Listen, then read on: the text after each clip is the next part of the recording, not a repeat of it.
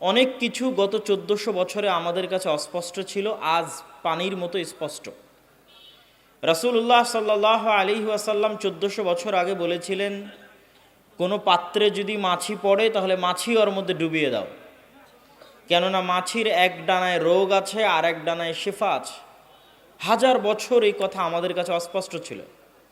আজ বিজ্ঞান এসে যখন গবেষণা করছে যে মাছির একটি ডানা পানিতে ডুবানোর পরে তাতে কি পরিমাণ জীবাণু থাকে, আর উভয় ডানা ডুবানোর পরে কি পরিমাণ জীবাণু থাকে, এই মর্মে যখন বিশ্ববিদ্যালয়গুলোতে thesis, research paper, PhD degree হচ্ছে এবং প্রমাণিত হচ্ছে যে না আল্লাহর নবীর কথা ঠিক সাল্লাল্লাহু আলাইহি ওয়াসাল্লাম, তখন এই কঠিন বিষয়টা আমাদের কাছে স্পষ্ট হয়ে যাচ্ছে। এরকম আজকে আমরা যে হাদিসগুলো বলবো এগুলো অদ্যবধি অস্পষ্ট, কিন্তু যেই দিন ঘটবে সেই কালের মানুষদের কাছে এগুলো পানির মতো স্পষ্ট হিসেবে ধরা দিবে।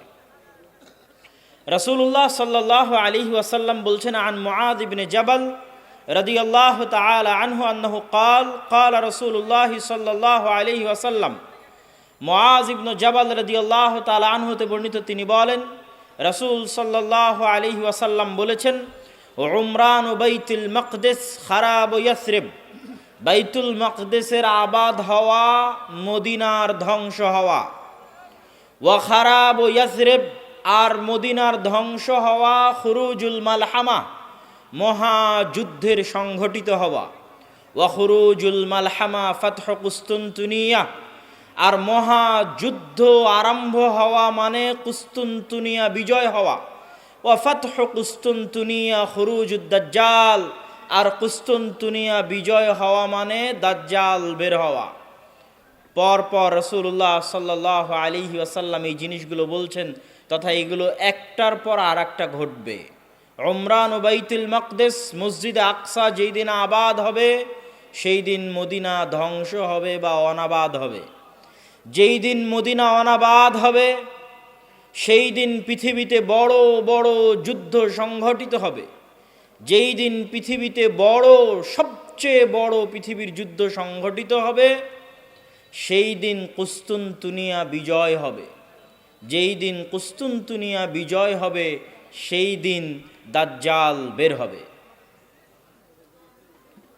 তাহলে এই হাদিস কিয়ামতের পূর্ব মুহূর্তে সংঘটিত বিষয়, কিন্তু তার মধ্যে আমরা মসজিদে আকসা পাচ্ছি।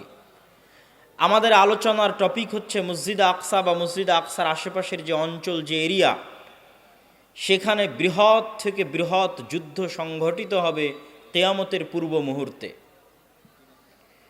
আমি হাদিসগুলোর বিস্তারিত ব্যাখ্যা একদম শেষে করব, তার আগে আমরা আরও কয়েকটি হাদিস রাসূলুল্লাহ সাল্লাল্লাহু আলাইহি ওয়াসাল্লামের পক্ষ থেকে দেখি। রাসূল সাল্লাল্লাহু আলাইহি ওয়াসাল্লাম বলছেন,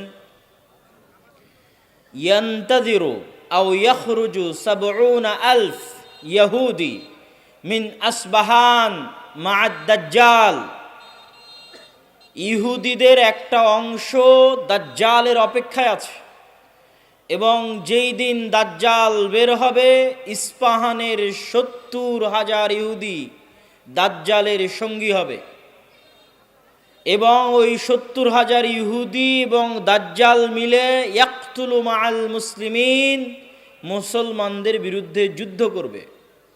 যুদ্ধ করতে করতে এমন পরিবেশ তৈরি হবে যে ইয়াখতাবিউল ইয়াহুদ ওয়ারা আশ-শাজারা আও তাহতাল হাজার, ইহুদি আশ্রয় নিবে গাছের আড়ালে, পাথরের আড়ালে, আর পাথর এবং গাছ বলে উঠবে ইয়া মুসলিম, পাথর এবং গাছ কথা বলে উঠবে, এই মুসলমান, এই যে এখানে লুকিয়ে আছে হত্যা করো। গাছ বলবে এই যে এখানে লুকিয়ে আছে হত্যা করো। পাথর বলবে এই যে এখানে লুকিয়ে আছে হত্যা করো। এবং এই হাদিসের সাথে আরও একটি হাদিস সম্পৃক্ত, যে রাসূলুল্লাহ সাল্লাল্লাহু আলাইহি ওয়াসাল্লাম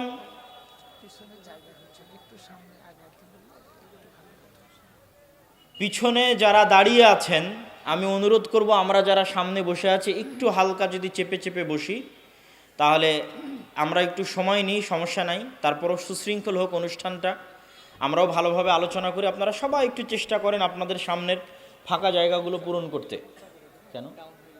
না, সমস্যা নেই, ঠিক আছে। ক্যামেরাগুলো আরো দুই পাশে, ক্যামেরাগুলো আরো সাইডে নিতে হবে, তোর সামনে নিয়ে। আমরা খুব গুরুত্বপূর্ণ আলোচনা শুনছিলাম। সে আলোচনার দ্বিতীয় হাদিস আমরা পড়লাম যে 70,000 ইহুদি ইস্পাহান থেকে বের হবে। ইস্পাহান হচ্ছে ইরানের নগরী।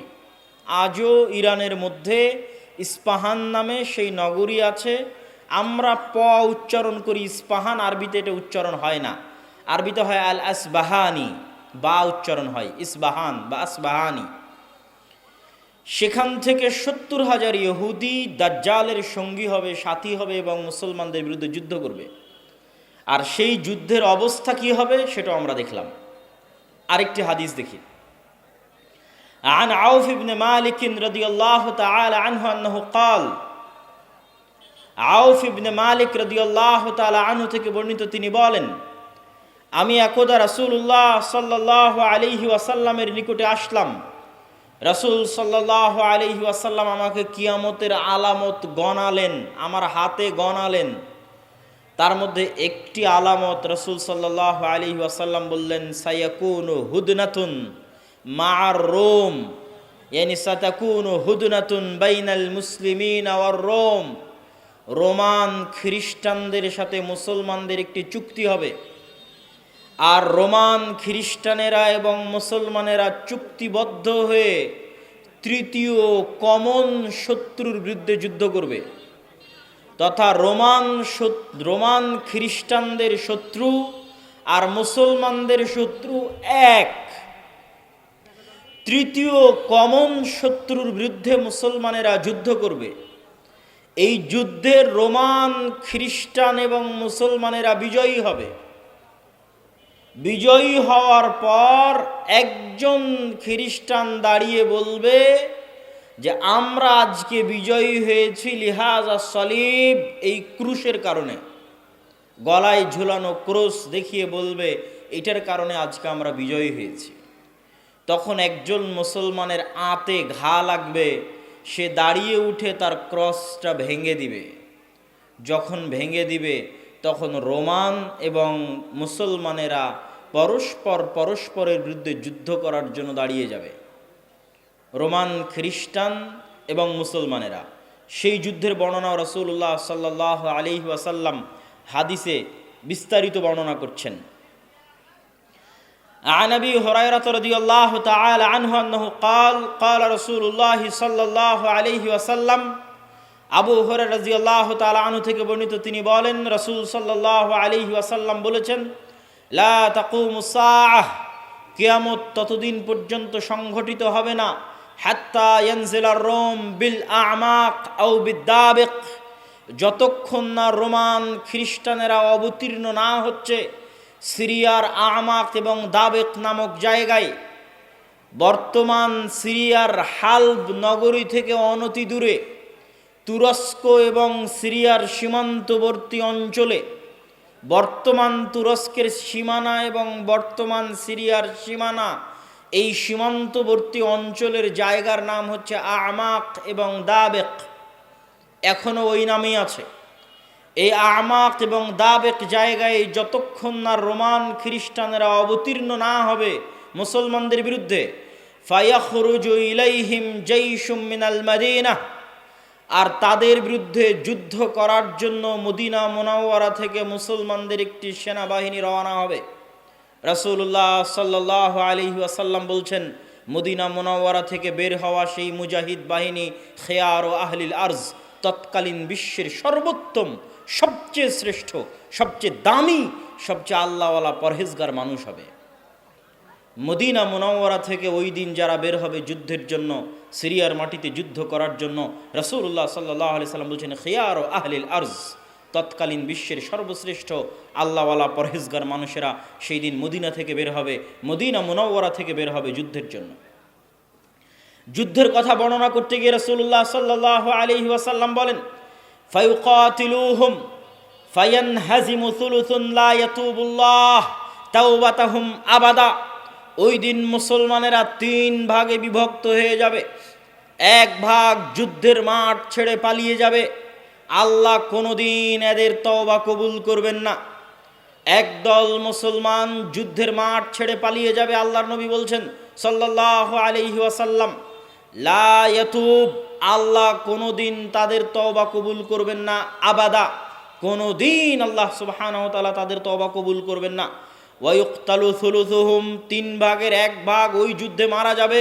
রাসূলুল্লাহ সাল্লাল্লাহু আলাইহি ওয়াসাল্লাম বলছেন, আফজালুশ শুহাদা ইনদাল্লাহ, আল্লাহর নিকটে সর্বশ্রেষ্ঠ শহীদ বলে গণ্য হবে ওই যুদ্ধে যারা যুদ্ধ করে শাহাদত অর্জন করবে, শহীদ হয়ে যাবে 3 ভাগের 1 ভাগ মুসলমান, তারা আল্লাহর দরবারে সর্বশ্রেষ্ঠ শহীদ হিসেবে বিবেচিত হবে।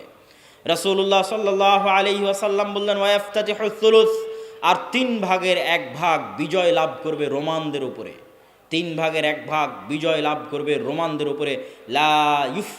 লা ইফতানুনা আবাদান, এরা কোনো দিন আর কিয়ামত পর্যন্ত ফিতনায় পতিত হবে না, এবং এদের হাত দিয়ে ইফতাতিহুনা কুস্তুনতুনিয়া, কুস্তুনতুনিয়া বিজয় হবে। কুস্তুনতুনিয়া কি?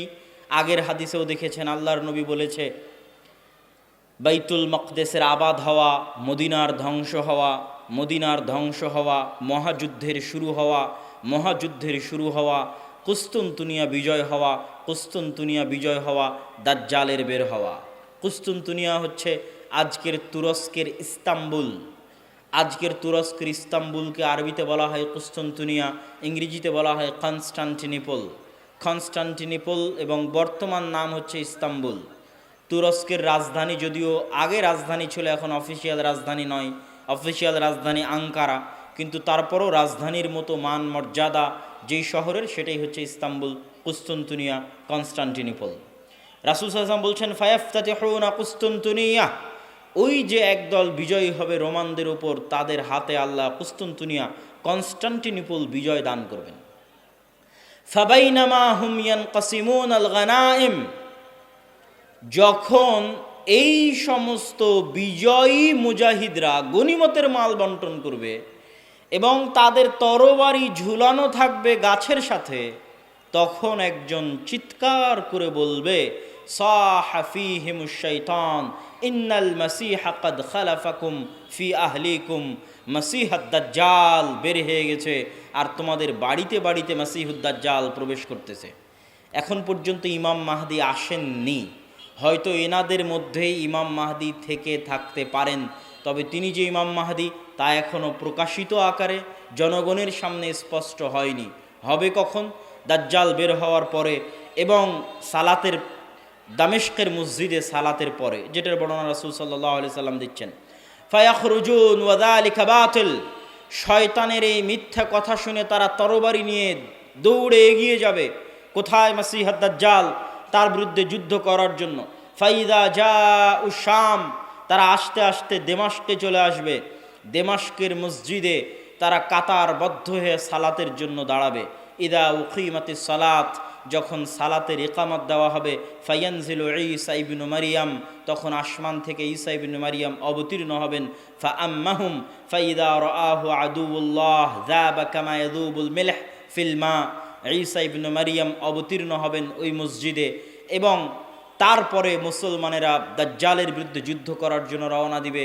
এবং মসজিদে আকসার পাশে, জেরুজালেমের পাশে লুদ নামক, বাবুল লুদ, লুদ নামক দরজায় ঈসা আলাইহিস সালাতু ওয়াস সালামকে দেখে মাসীহুদ দাজ্জাল লবণ যেভাবে পানিতে দিলে গলে যায় সেভাবে গলতে থাকবে, এবং তার গলে শেষ হওয়ার আগেই, তার গলে শেষ হওয়ার আগেই রাসূল সাল্লাল্লাহু আলাইহি ওয়াসাল্লাম বলছেন, ফালাউ তারাকাহু লানযাব হাত্তা ইয়ানহালিক, যদি ঈসা ইবনু মারিয়াম তাকে ওই অবস্থায় রেখে দিতেন তাহলে সে গলে ধ্বংস হয়ে যেত, হাত্তা ইয়াহলিক, ওয়ালাকিন ইয়াকতুলুহুল্লাহ বিয়াদিহি ফায়ুরিহিম দামাহু ফি হারবাতিহি, কিন্তু আল্লাহ সুবহানাহু ওয়া তাআলা চান যে ঈসা ইবনু মারিয়ামের মাধ্যমে সে নিহত হোক, এই জন্য ঈসা ইবনু মারিয়াম তাকে হত্যা করবেন এবং দাজ্জালের রক্ত জনগণকে দেখাবেন।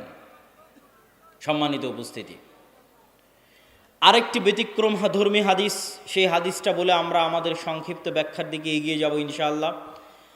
আবু হুরায়রা রাদিয়াল্লাহু তাআলা আনহু থেকে বর্ণিত, তিনি বলেন, রাসূল সাল্লাল্লাহু আলাইহি ওয়াসাল্লাম বলছেন, সামি'তুম বিমাদিনাতিন জানিবুম মিনহা ফিল বার ওয়া জানিবুম মিনহা ফিল বাহর।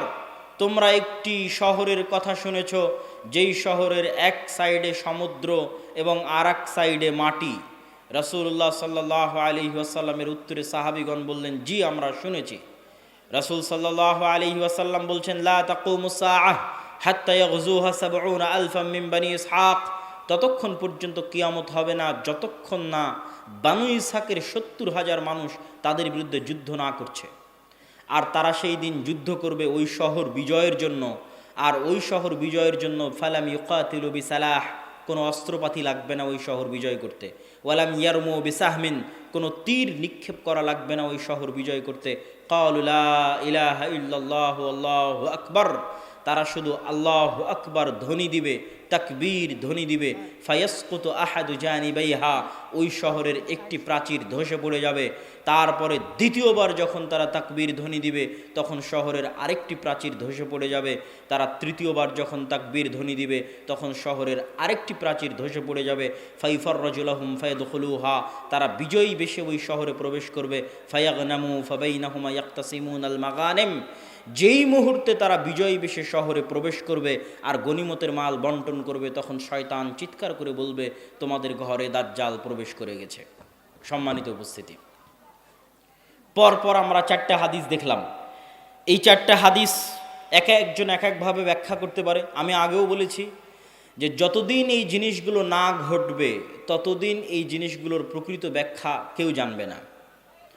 কিন্তু আমার কাছে সংক্ষিপ্তভাবে যেটা মনে হয়েছে যে উমরান ও বাইতুল মাকদেস আবাদ হওয়া, কেউ কেউ ব্যাখ্যা করে এই যুগের যে বাইতুল মাকদেস আবাদ হওয়া মানে ইহুদিরাই জেরুজালেম দখল করে নিবে এবং সেখানে বিশাল রাজধানী প্রতিষ্ঠা করবে।